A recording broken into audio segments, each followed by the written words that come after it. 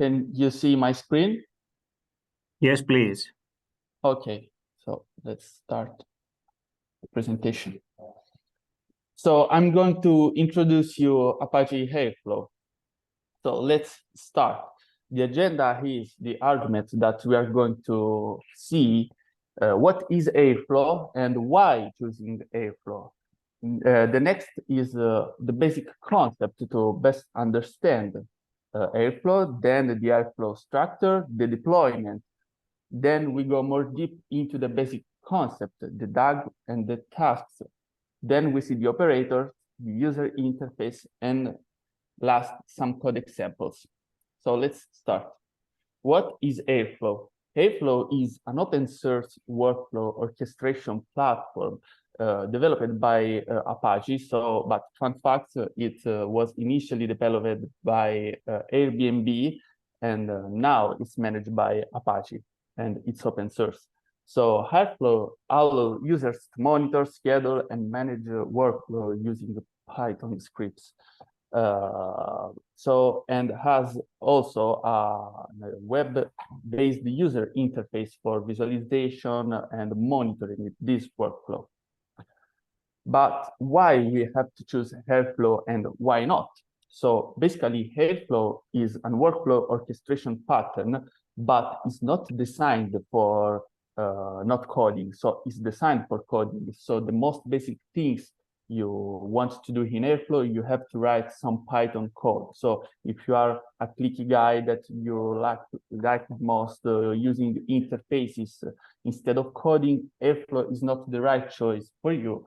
But Airflow is also designed for workflows that doesn't have any cycle inside them. So in this case, if you are able to code in Python, and if your workflow does not have any cycle inside it, you can use Airflow. Otherwise, the Airflow is not the right choice for you. So let's start to see the basic concept. Airflow is a workflow orchestration platform. In Airflow, a workflow is called DAG, that stands for Direct Acyclic Graphs, and represent the workflow itself.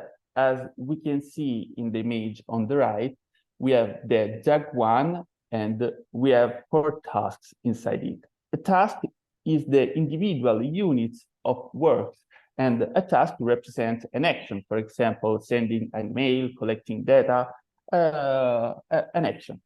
So in the image, in the DAG1 image, we have 4 tasks: task 1, A, B, C, and D. Oh, sorry, I did a mistake here, but this should be a D because it's a different task.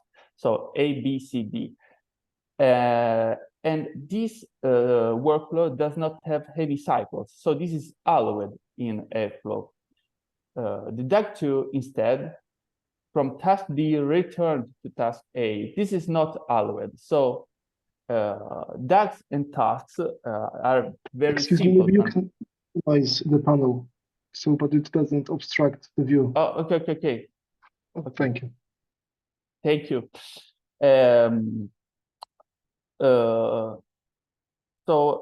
As you can see, DAG2 have a cycle, so this is not allowed. DAGs and tasks are very easy to understand concept. So these are the basic concept of Airflow.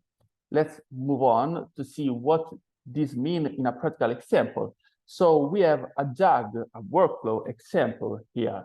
So as you can see, in this case, is a single Python file. We have a few imports from Airflow libraries, and we can simply define a DAG that is a function in Python by decorate our function with the @DAG decorator.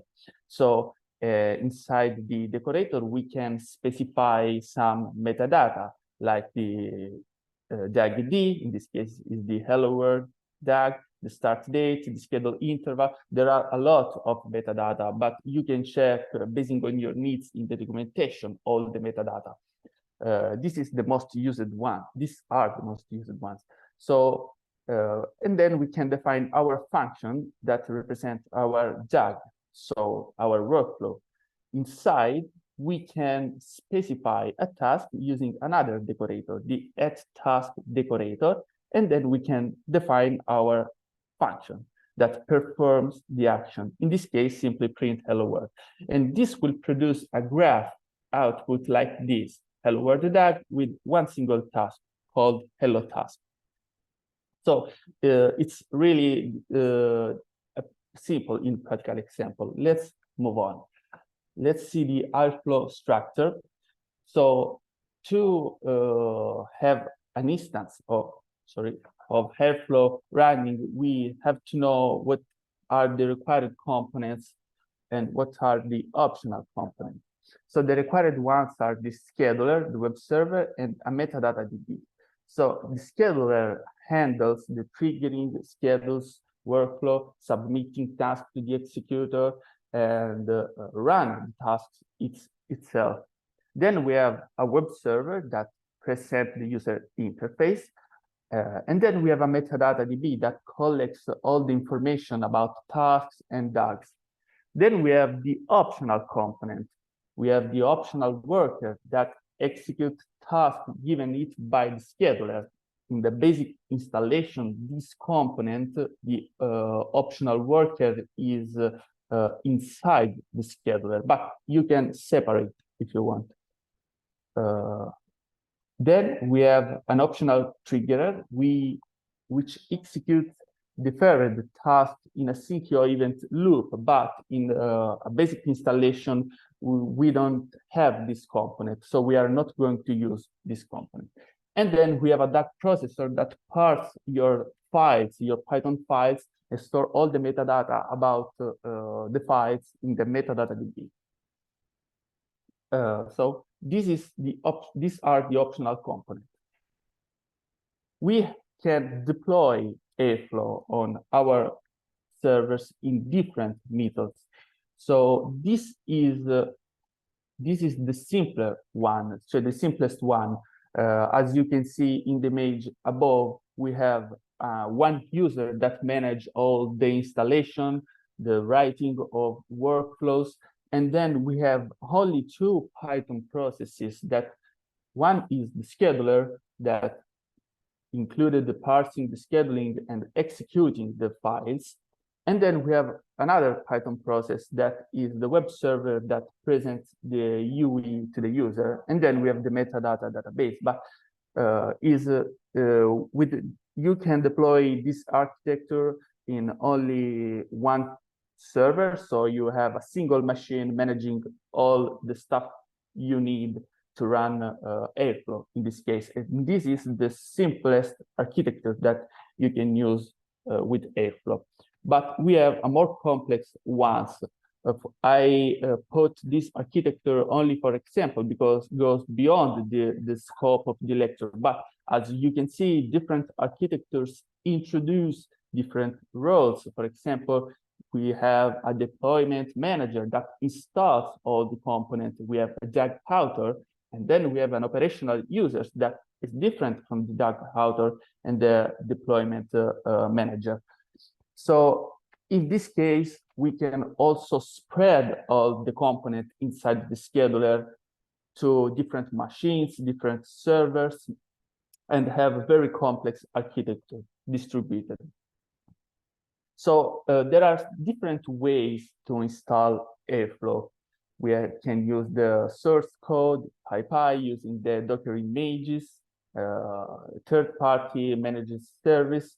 In this case, I'm going to go for the production Docker image. You can download the image from the link that you can see and simply choose the components you need. In my case, I only choose the three required components: the scheduler, the metadata database, and the web server. So I installed Airflow in a single machine in my local computer. So let's go more deep into the basic concept of Airflow. So DAGs stands for Direct Acyclic Graph, and is the core concept of Airflow, representing our workflow. So DAGs is about collecting tasks together, organize the dependencies between tasks and the relationship between them.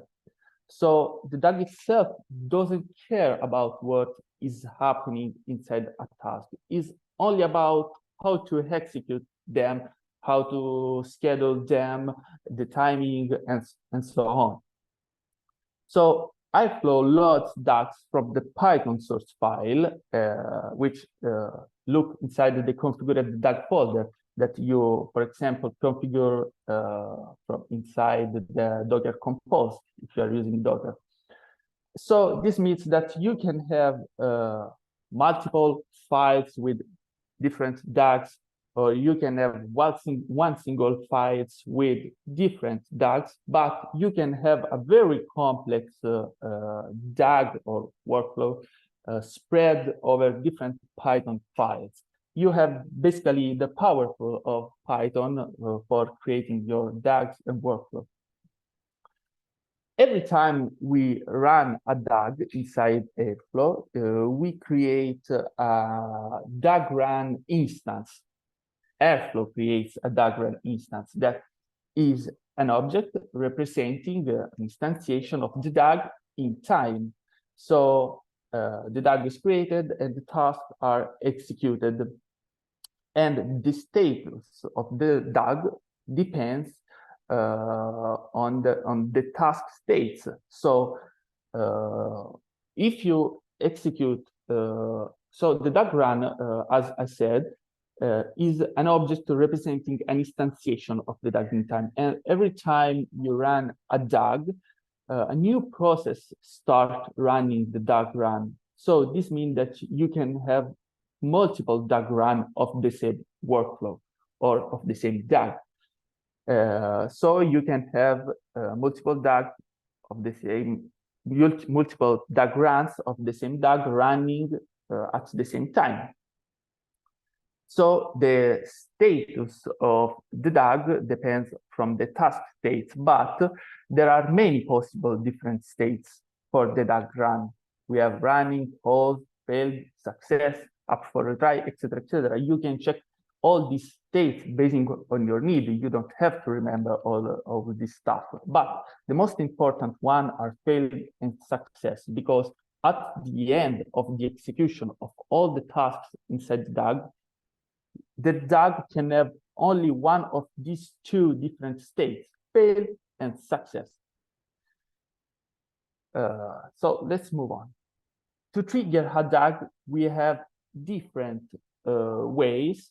We have the user interface. So by accessing the user interface, as you can see in the image below, you can click the play button under actions and start manually a DAG. Or you can use the REST API that provides Airflow that allows you to start the execution by sending an HTTP request, for example.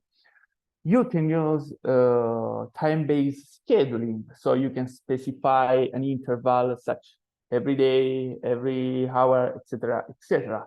And then you can use the command line interface to trigger your DAG. Now let's go more deep into tasks.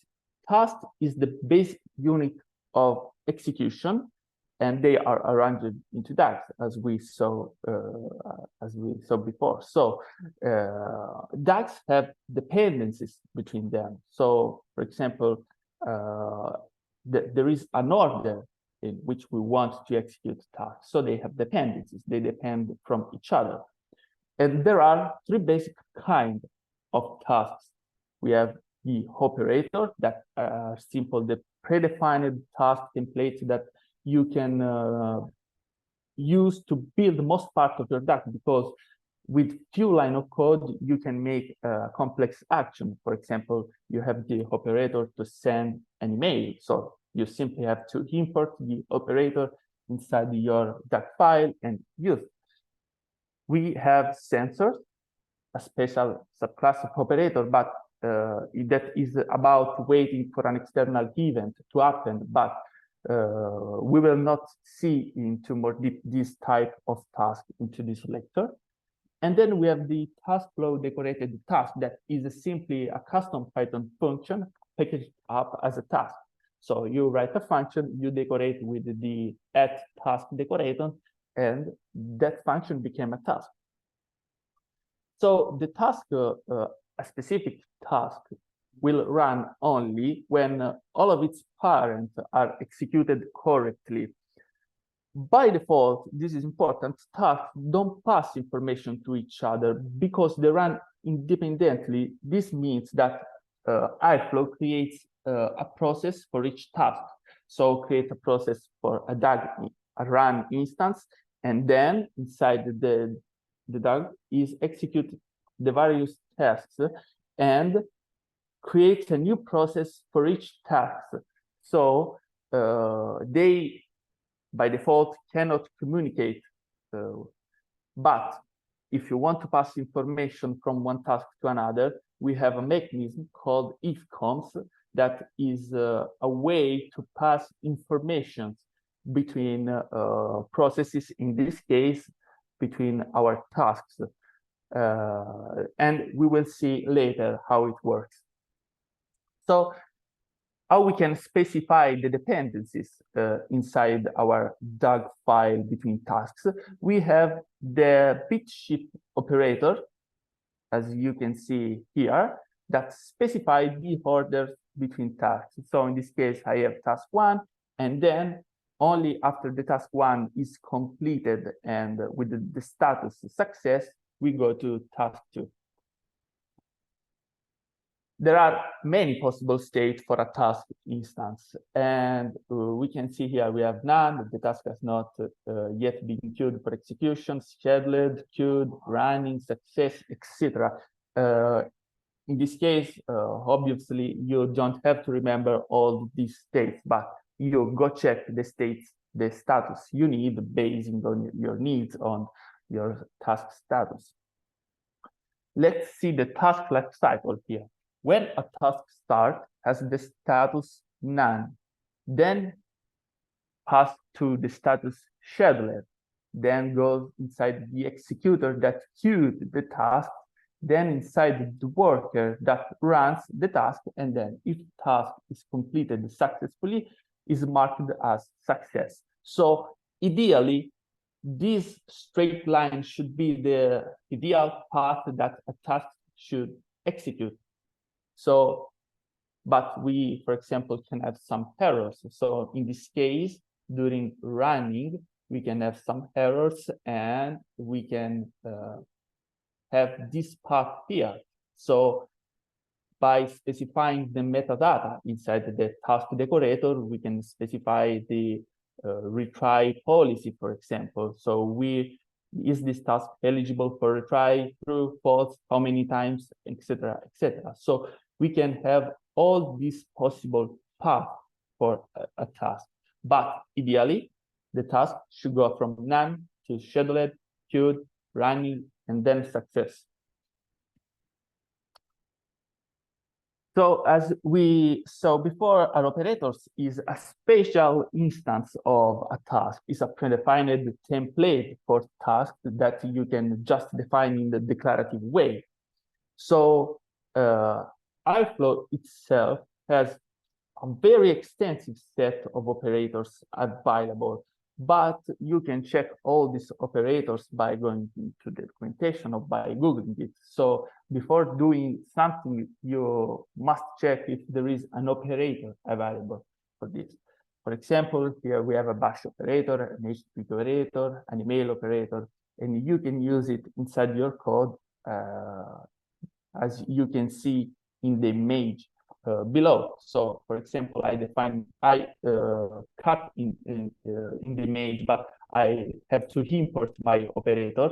So I import the HTTP operator, I import the email operator, and then inside my DAG, I define the HTTP operator that sends an HTTP request to this URL here. And then I defined an email operator that sends an email to admin@example.com with this subject. But the scope, the purpose of this demonstration is to show you how easy it is to use operators and to do complex action. And then we specify the dependencies between tasks. As you can see, in this case, we don't specify we don't decorate the function with the @task decorator, because Airflow knows that they are tasks. So you don't need to decorate the function if you are using the operators. This file here will produce an output graph like this one that you can see, called my DAG with 2 tasks. Ping, if the ping goes well, then email. So, and these are the operators, and we have a lot of operators, a lot of useful operators. So, for example, we have the bash operator to execute bash command, Python operator to execute Python function, but this is the old method to execute custom Python function. But because as we saw before, now we have the decorator, the @task decorator that helps us to execute custom Python function. We have dummy operator, email operator, HTTP, MySQL, and for example, here we have also the Docker operator that can be very useful. And you don't have to write any code to use it. So, or at least a few lines of code. So they are very useful. And then we have a friendly user interface that helps us to manage our workflow. So the user interface is only to check the state, the status of a DAG, to trigger a DAG, but we cannot basically create DAG from the user interface, because as I said before, is Airflow to do with Airflow to do the most basic things, you have to write some Python code. So the user interface is only for checking the status and so on. For example, if as you can see, we have a DAG list here. We have our DAG runs. So the instance of all the DAG that runs, and we can check the state. We have the recent tasks with their states, and then we have some buttons here that you can click to trigger a DAG or to delete a DAG. So for example, by clicking on the DAG runs, you can inspect all the instances. So you go into this user interface here that lists all the DAG runs with their state. For example, by clicking one single DAG run, you can go through this interface that lets you see the graph, the output graph of the DAG. Here you have other useful views, and then you have the task states, and you can see that the border reflects the status of the task. But we will see in a practical example. So let's see some code example. I have here a running instance of Airflow. Can you see? Yes. Okay. So here I have these 6 DAG. So let's inspect them. So for example, if I click here, I have this interface that show me a summary of the DAG. We have this DAG with these 3 DAG runs, the time, and the task. In this case, this DAG has one single task called hello task. We have a lot of metadata that we can read here, and we have all these useful interfaces. But the most important one are the graph, where you can inspect all your path between the tasks and the states of the tasks. And we have the we have the code here. So here we can inspect the code. So for example, this is the hello world of the DAG. So for example, we have an object defining the arguments. Then we have a DAG. When with a DAG ID, we pass the arguments that we defined before. We have a description and we have a schedule interval. Then in this case, it's none, but because we can trigger this DAG, we want to trigger this DAG manually, only manually. And then we have our DAG function. We have a simply function that in this case is an operator. And as you can see, I have imported this operator here. So is an operator, bash operator, that lets us to execute bash command. In this case, my bash command is a simply echo hello world. So this will print hello world. So let's see if it works. So for example, if I click here, I can run, I can trigger my DAG. So now it's in a running status and we can see the task status that running now is completed, and now the task status is success. And also we have another DAG runs instance that is in the success status. This is it. Let's check it out. And for example, by clicking the task, you can also check the log, the XCOM that makes task communicate. Let's check the log to see if our task works correctly. That is, our task print hello world. So let's see some other examples. Dependencies.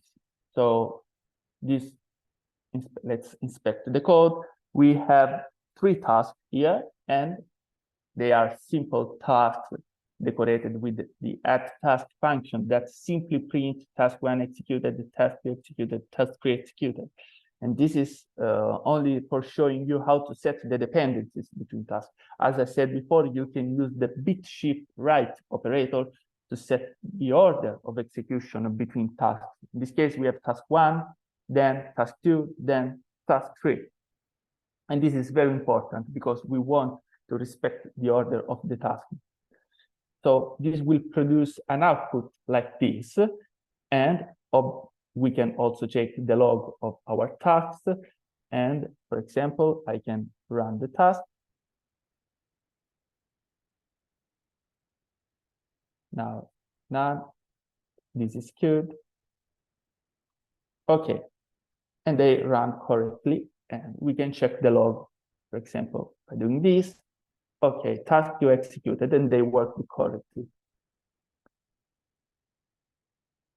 Let's check now this one called parallel. Basically, it's the same as the previous one. We have 3 tasks, but we didn't specify any dependency here. So what Airflow does in this case? Let's check the graph. Here, we have this graph here. In this case, if you don't specify any dependencies between tasks, they are executed concurrently in parallel, but the order is not guaranteed here. So they run in parallel at the same time. So let's see an XCOM usage example now. That XCOM, I remember you, is the mechanism that lets you communicate between tasks, because they by default run into separate processes, so they cannot communicate by default. So in this case, we have 2 functions. We have the push function that return an hello world string, and we have a pull function that gets a value and print the value to the screen. So in this case, we can simply coding like normally, so declaring a function and then running the function and then passing the return value to the next one. But it's XCOM that is doing its job under the hood. So I'm showing you this because this is the most common case, but if you want, you can check the documentation and create more complex scenarios between tasks and add some rules, for example. Let's check the branching. This is a graph like this. This is a complex, and as you can see, only one path is executing depending on the condition. Let's inspect the code. In this case, we have our DAG defined here with the @DAG operator, and then we have run this first, that is an empty operator that does nothing. Basically, it's a marker, you can say. And then we have an options array where we define our branch names. So here we have a task decorated with the @task.branch decorator that let us to return a string representing the ID of the branch that we want to follow. So in this case, we are choosing a random branch from this array here. And then we can execute our function, our task, and we can set the dependencies. So we run the first empty operator, and then we run the random choice. Now we can define other tasks.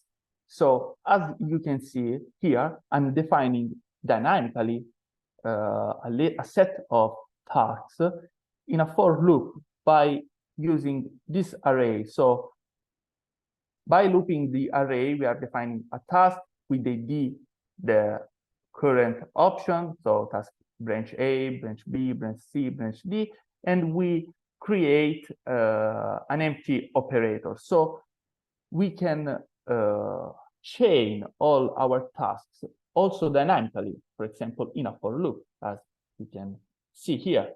So, and we have this chain, this DAG here will produce an output like this one. So the path is followed, is based on the random choice that we have here, that returns the name of the branch that we want to execute. And then we give this name here as ID to our first task following the branch.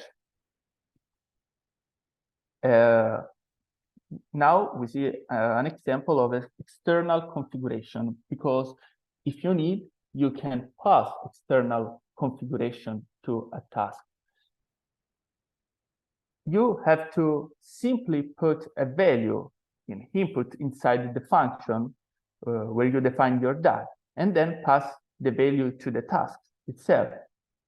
Here is also running XComs behind the hood, and Airflow manage all the hard work for you, but it's really easy to do this. So you can pass external parameters like this. And for example, if I want to run this DAG passing external parameters, I can do like this. I can trigger a DAG and I can pass an external configuration. Here I have my message, and I can write here a very cool message, for example, and then I can trigger the DAG. Now it's running. Okay, completed. And let's see. Let's inspect the task that prints our message. And then here we have a very cool message. So in this way, you can pass an external configuration. And that's all. If you have any question, I'm here to answer, and thank you for your attention.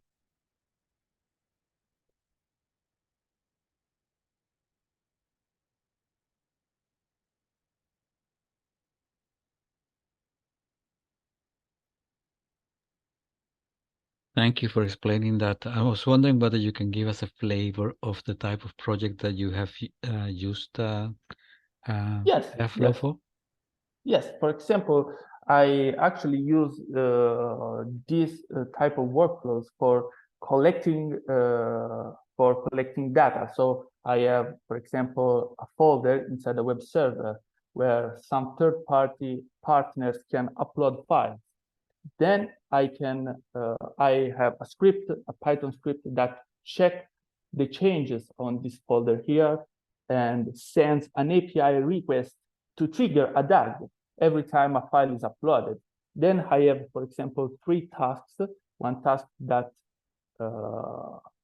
makes the pre-processing of this file, one task that uploads all the files, and one task that notifies me about the correct or uploading or if some errors happen.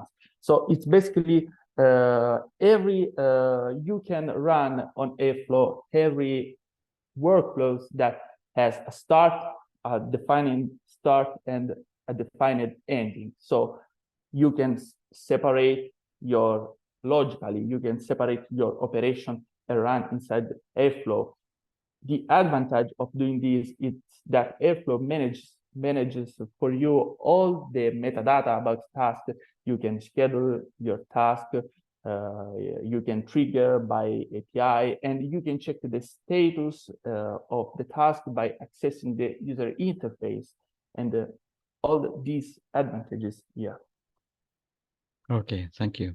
And are you also able to time out tasks so that it doesn't wait forever for? So Airflow it's able to do this by itself, but you can specify inside the metadata or when you define your task, the running time, for example, the maximum running time on the maximum attempt for retrying, and all this type of information here. There are a lot of information that you can specify on the metadata. I just show you the most basic ones. Sure, of course. Thank you very much. Thank you. Thank you. I have one question from my side. I assume that here you made the introduction of the Airflow because you are using it together with Kubernetes. So actually, there are a bunch of orchestration engines. So may I ask, why do you choose Airflow, and such as there are also some other orchestration engines available. They're also quite similar, providing similar features and APIs like interfaces. Yes. So I basically choose Airflow because it's open source. It's very well documented. So if you go inside the documentation, you can find all the instructions, very well done instructions for doing anything, and also has a very huge community. So you can find a lot of operators for doing stuff. You don't have to write your own code. Most of the times you can find an operator that someone that has done for you. So there are alternatives, but I use Airflow for these reasons here. Okay. Yeah. Thank you. Yeah. Thank you. If I can add something following the answer of Mirco, when you should choose an application, one of the first things we look is if it is an open source, but as Mirco said, it should be well documented, because there are a lot of applications but not documented, and I suggest also to use those applications that have a community around. Being an open source application, those applications should support by an open community, and this is important when you start facing with a new application and you need to start from scratch. You need support, you need of course documentation. Exactly. Thank you, Antonio. Thank you very much, Antonio. Are there any other questions? I have a question regarding the relation between Airflow and Kubernetes, because both of them support kind of distributed computing. So what's the difference and how they work together if they do? I actually I am not an expert about Kubernetes, so So maybe. So the Kubernetes and Lorenzo, I don't know if Lorenzo is here, can correct me. The Kubernetes works on the distributing and balancing of resources. right. And one of the application that we can deploy in within a Kubernetes, within a worker, for example, the Docker, we can it could be a DAG, an Airflow instance. So we can put inside a container an Airflow DAGs and run through the Kubernetes. Yes, so this is possible, I think. Yes, by using the Kubernetes facilities. But why do we need to have distribution within one worker? And you can do it in different ways. For example, you do it with ROS nodes as well. Or do you have any better control of the GPU processing capabilities? Why is it better to use Airflow? Because there are make like, so you cannot, for example, if you separate the worker, the worker cannot directly access the DAG file to read them, but it's the scheduler that parse and can read the file. So you have more security in this case by using the distributed Airflow architecture, for example. So you have different roles for the users, and you can implement more all the ecosystem in a more secure way. So the worker cannot directly access the files, but only the scheduler, and the scheduler is managed by a specific person, the worker by another person. So these are the main question about it. Mm-hmm. And Airflow does make full use of the GPU card capabilities. I can assume that using Python, you can use the GPU features, but I think that this part is more demanded to Kubernetes, the distribution of the GPUs, the CPU, and so on. So that's the difference. No, the Kubernetes is more on top of the physical resource and distributed ones, and Python and Airflow is more related to the code execution. Yes, but for example, Airflow uses Python, so 99% of the power of Python you can use in Airflow. So I think that you can manage your GPU inside Python using Airflow, but how to manage all the systems, then here is a Kubernetes issue. Mm-hmm. Are there any other questions? Thank you very much. Are there any other questions? If there are no other questions, then I would like to thank you very much, and then we continue in something like 3/4 of an hour from now. No, just a moment. Let me have a look at. Yes, at 2 Central European Time, 3 for Greek, no? So we can start again at 2 o'clock Central European Time. Right? At 2, no? So it's Central European Time. 2 Central European Time, yeah. Okay. Yes. Thank Okay. you. Have a See nice you one.